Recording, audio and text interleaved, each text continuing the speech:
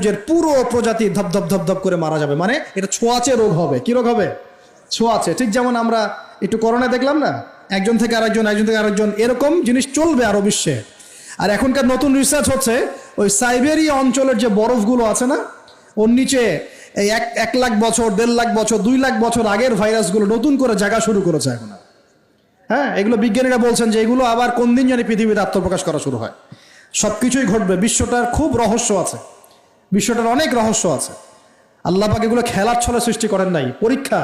লিয়াবলুয়াকুম আইয়ুকুম আহসানু আমালা, আল্লাহ পাক বলেছেন। এরপরে ইয়াজুজ আর মাজুজের সব প্রজাতি মারা যাবে। নবীজি বলছেন জমিনে কোনো জায়গায় ফাঁকা থাকবে না, সমস্ত জায়গাতেই ওদের দেহ পড়ে থাকবে। আল্লাহু আকবার। এরপরে ঈসা আলাইহিস সালাম আল্লাহকে বলবেন, আল্লাহ জমিনটাকে পবিত্র করে দাও। আল্লাহ পাক কি করবেন জানেন? বড় বড় নখরওয়ালা, বড় বড় নখ আছে, নখ দেখেছেন? বড় বড় নখ, বড় বড় নখওয়ালা একটা স্পেশাল প্রজাতির পাখি আল্লাহ পাঠাবেন। কি পাঠাবেন? পাখি। এটা কোন পাখি, কি নাম আমরা জানি না। ঠিক এরকম করে এই এক শ্রেণীর পাখি আল্লাহ পাঠাবেন যাদের নখ